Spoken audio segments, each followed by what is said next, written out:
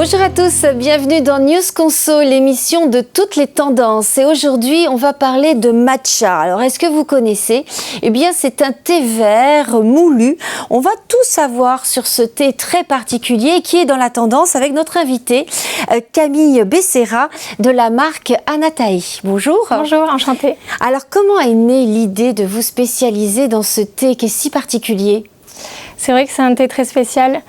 J'ai fait une partie de mes études en Asie, à Hong Kong plus précisément, et c'est là-bas que j'ai découvert le thé matcha.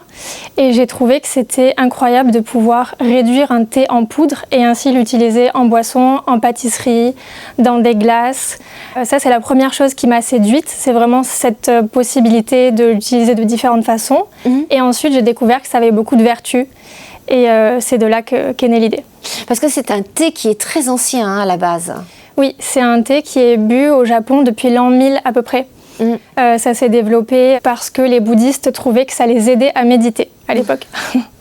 Et c'est vrai qu'il a des vertus, ce thé, c'est ce qu'on va voir. Comment vous faites, vous, pour sélectionner vos thés ?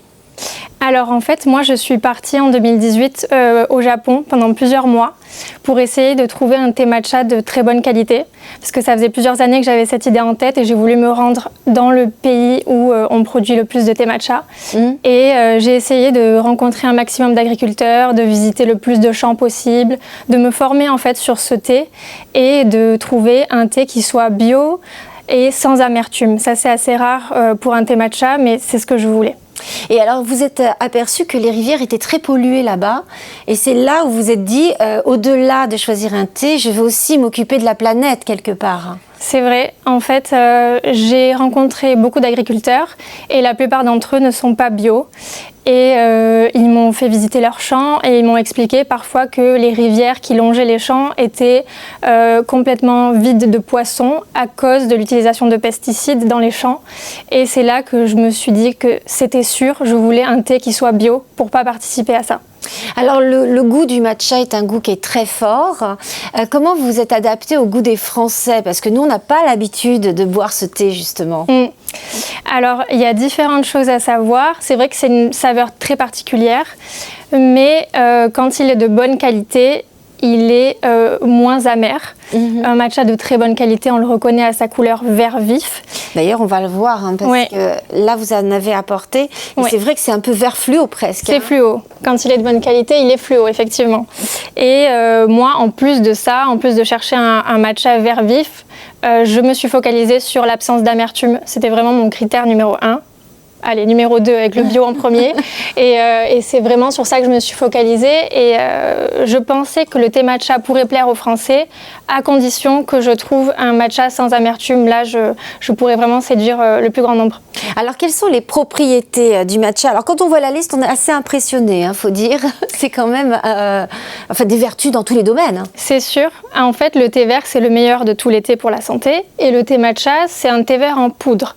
Donc, au lieu d'infuser le thé, on l'ingère totalement et c'est là que c'est intéressant parce qu'on a du coup toutes les vitamines du thé, tous ces antioxydants, on a aussi les fibres qu'on n'a pas d'habitude, on a plus de caféine que d'habitude, mais aussi un calmant naturel. Donc le calmant naturel et la caféine de l'autre côté, ça crée un équilibre qui est très intéressant, qui permet en fait d'être réveillé sans être excité. C'est aussi un alcalinisant, c'est anti-inflammatoire, ça a vraiment énormément de vertus. Alors, on dit même que ça augmente l'espérance de vie. On va loin quand même. Ça va un peu loin. En fait, si on dit ça, c'est parce que c'est très fort en antioxydants. Et les antioxydants permettent de préserver les cellules de l'oxydation et de vieillir moins vite. Est-ce que c'est compliqué de préparer un thé matcha? Est-ce qu'il y a un rituel? Alors, on peut croire que c'est compliqué et justement, dans mon travail, j'aime bien démystifier tout ça. La seule chose qu'il faut savoir, c'est que c'est une poudre. Donc, effectivement, il va falloir la fouetter, contrairement à un thé traditionnel. Donc, on la fouette, on la met dans de l'eau? C'est ça. On prend une cuillère à café rase de poudre. Il n'en faut vraiment pas beaucoup. Un fond d'eau et ensuite, on vient fouetter avec le fouet en bambou. Donc ça, c'est l'objet traditionnel japonais. D'accord. Si on l'a pas chez soi, on peut fouetter avec autre chose, bien sûr, mais c'est comme ça qu'on fait au Japon. Donc on fait un geste énergique en forme de M. Il y a une petite mousse qui apparaît et c'est prêt. Donc oui, ça se prépare facilement alors. Oui, moins d'1 minute. Et on peut en consommer combien de tasses par jour? Ça fait un peu comme le café, il faut se limiter ou pas? Alors effectivement, par rapport à la caféine, il faut se limiter. Donc on dit 2 par jour, 2 cuillères à café rases par jour maximum. Peut-être 3, mais pas tous les jours. Et est-ce qu'on peut en mettre dans les gâteaux? Est-ce qu'on peut l'utiliser autrement, ce thé? Oui, tout à fait. Alors, si on le met dans un gâteau qui passe au four, il faut savoir que la plupart des vertus disparaîtront parce que avec la cuisson, on perd une partie des vitamines, etc. Mais ça permet quand même d'avoir un gâteau qui a un goût de thé, qui est très agréable, et une couleur verte. Et c'est déjà pas mal d'avoir ces deux choses-là.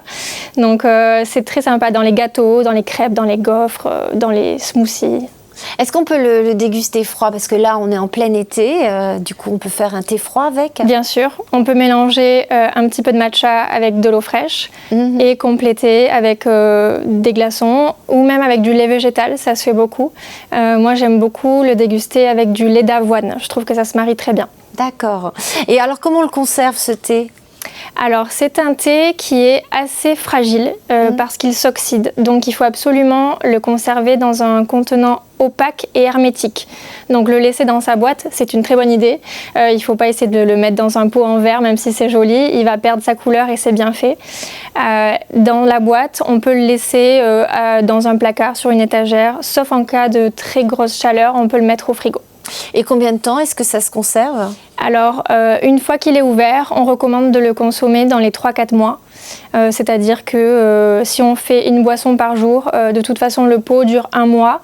Donc, en général, on est bon. Alors, est-ce qu'il n'est pas victime aussi de son succès? Parce que c'est vrai que c'est un peu le thé à la mode. On en voit partout. On voit même des gâteaux matcha, etc. Alors, du coup, est-ce qu'il n'y a pas des imitations? Bien sûr, il y a beaucoup d'imitations. En fait, moi, je suis partie au Japon avant que ce soit très à la mode comme ça. Et j'ai vraiment cherché à connaître le produit et à chercher une très très bonne qualité avant de lancer mon entreprise. C'est pas la mode du matcha qui m'a motivée et je pense que ça fait un petit peu la différence. Bien sûr. Parce que je connais bien le produit et je sais du coup renseigner mes clients et je sais aussi leur apprendre à repérer les imitations. Par exemple, souvent le matcha qu'on trouve dans les magasins bio est kaki et ça c'est signe de mauvaise qualité. Pourquoi est-ce qu'il est si cher ce thé? Parce que c'est vrai qu'il est bien plus cher. En fait, il demande énormément d'attention et de travail pour arriver au résultat final.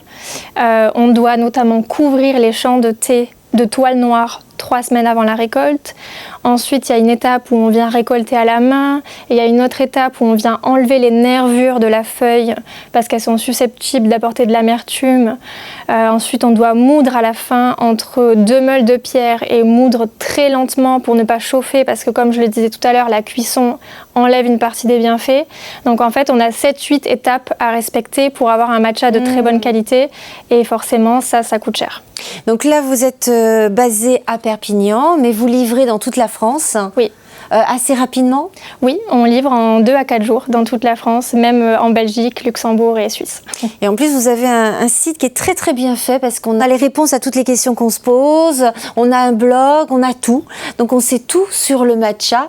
Donc allez voir ce site, je vous assure, vous apprendrez plein de choses sur ce thé vert qui a plein de vertus. Merci beaucoup de votre visite. Je rappelle juste votre site, c'est anatae.fr. Allez-y, ça vaut vraiment le coup. Nous, on se revoit très vite pour une prochaine interview.